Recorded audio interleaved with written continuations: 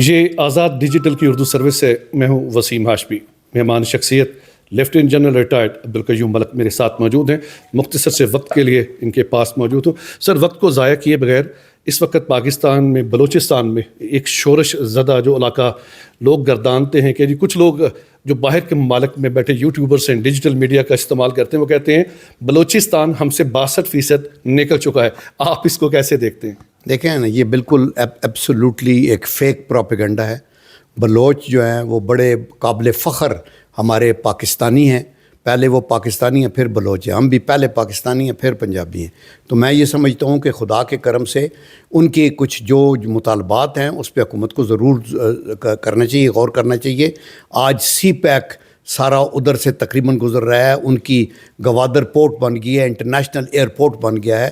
اس سے پہلے میں نے کئی دفعہ کہا ہے کہ پورے پاکستان میں کسی صوبے میں فوج نے اتنے کیڈٹ کالجز نہیں بنائے جتنے بلوچستان میں 12 کیڈٹ کالجز ہیں، اور آرمی کی طرف سے، اور ایک ویمن کا کیڈٹ کالج ہے. تعلیم کے اندر ان کی طرف دھیان دیا جا رہا ہے. اور خدا کے کرم سے آپ یہ دیکھیں، لیکن بی ایل اے کا لبادہ جو ہے، بی ایل اے کے اس فلیگ کے پیچھے بہت سی اینیمی کی قوتیں ہیں جو ان کے پیچھے ہیں اور وہ آگے آ رہی ہیں. ابھی یہ مختلف سردار بھی اس کو ایکسپلائٹ کر رہے ہیں. ان سب کو سارے چیف منسٹر بھی رہے، گورنر بھی رہے، اپنا اپنا عہدہ، کوئی ایک چیز نہیں ہے کہ یہ جو ایکسپلین کر سکیں کہ ہم نے بلوچستان کو دی ہے. وہ ہر وقت اور پھر یہ ہے کہ بلوچستان سے آپ دیکھیں کہ بلوچستان سے کاکڑ صاحب چیف آف آرمی سٹاف رہے ہیں. اس کے علاوہ آپ کا جو چیئرمین سینٹ رہے ہیں، چیف جسٹس وہاں کے رہے ہیں، پرائم منسٹر رہے ہیں اپنے طور پہ. لیکن وہ سارے اپنے طور کے اوپر ایک ہمدردی کے ساتھ رہے ہیں. اور وہ یہ سینٹ کے اندر اگر 23 سینیٹر پنجاب کے ہیں تو 23 ہی سینیٹر بلوچستان کے ہیں. تو پوری انوالومنٹ ہے. لیکن ان کے جو جائز مطالبات ہیں ان کی طرف دھیان دینا چاہیے. ابھی جو یوتھ ہے وہ انڈر 30 ایئرز، وہ اس میں most of them are educated fortunately, لیکن ان کے مائنڈ کو پلوٹ کر رہا ہے یہ فارن نیریٹیوز، اور ان کو مس لیڈ کیا جا رہا ہے. ابھی ہمیں ان کو راہ راست پہ لانا ہوگا.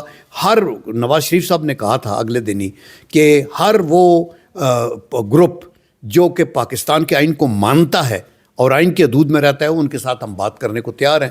آپ کو اپنے آپ کو ڈس آرم کرنا ہوگا اور اپنے آپ کو اپنا حوالہ کرنا ہوگا، اور اس کے بعد ڈی ریڈیکلائزیشن بھی کی جا سکتی ہے، اور جس کے جتنے حقوق ہیں وہ دیے جا سکتے ہیں. سر، ڈیجیٹل میڈیا پہ ایک نیریٹو بلڈ اپ کیا جا رہا ہے فوج پاکستان کے خلاف. سوشل میڈیا پہ اگر آپ دیکھتے ہیں مختلف یوٹیوبرس میں پہلے عرض کر چکا ہوں جو باہر بیٹھے ہیں موجودہ جو پاکستان میں، میرے خیال میں ان میں تو اتنی ضرورت نہیں کہ وہ بات کریں.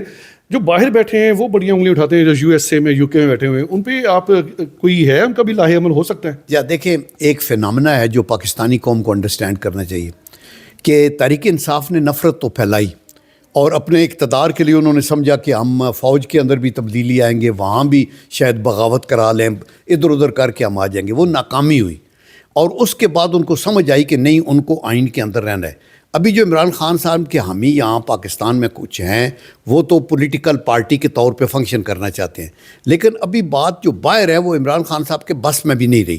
اس کی وجہ یہ ہے کہ ان کے پیچھے جو ڈالرز ہیں، جو پاؤنڈز ہیں، جو مال ہے، جو انڈین روپی ہے، وہ باہر کا ہے. اور وہ دی مومنٹ یہ کہیں گے نا عمران خان صاحب کہ نہیں، ہم آئین کے مطابق رہتے ہیں، ہم اسٹیبلشمنٹ کی بھی عزت کرتے ہیں، ہم پارلیمنٹ کی بھی عزت کرتے ہیں، ہم گفتگو کرنے کو تیار ہیں، وہ ان کا تیا پانچا کرتے ہیں.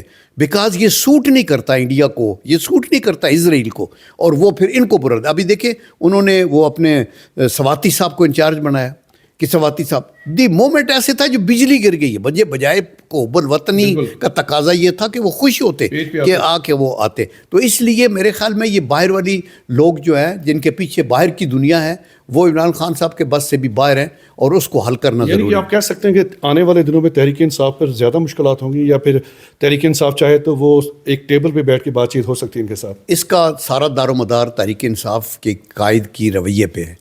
اگر عمران خان صاحب پیدا کریں، اگر وہ یہ سمجھیں کہ مطلب ہے ملک کے اندر اگر ہم نے سیاست کرنی اور پاکستان کو آگے لے کے جانا ہے تو آئین کے حدود و قیود میں رہ کے ہم نے بات کرنی ہے. انہوں نے یہ رٹ لگائی ہے کہ ہم نے اسٹیبلشمنٹ سے بات کرنی ہے.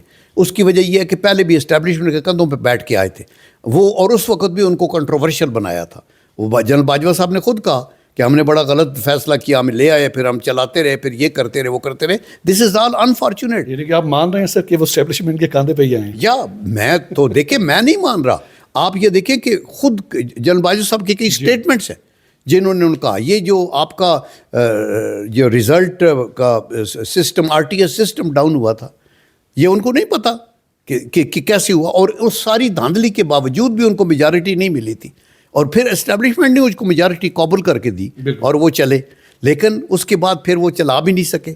چلانے کے بعد جب ایک آئینی طریقے سے نو کانفیڈنس ووٹ ہوا، ہٹے، تو پھر انہوں نے ریڈ لائنیں کراس کرنی شروع کر دی. اور جب آپ فوج کو بھی گالیاں دیں گے اور ملک کے ساتھ بھی ہمدردی نہیں ہوگی، بیلاروس کا صدر آیا، چین کا صدر آیا، ان سب کو جو ہے گڑبڑ کریں گے، تو پھر آپ کو کون سا ادارہ ہے جو آپ کے سر پہ ہاتھ رکھے گا؟ آپ کو پولیٹیکل لوگوں سے بات کرنی چاہیے، پالیٹکس کی حدود و قیود میں رہ کے اپنا ایک بجائے اس کے کہ گالیاں دیں، آپ اپنا ویژن دیں. ملک کو کیسے نکالیں گے؟ آپ کا مینیفیسٹو کیا ہے؟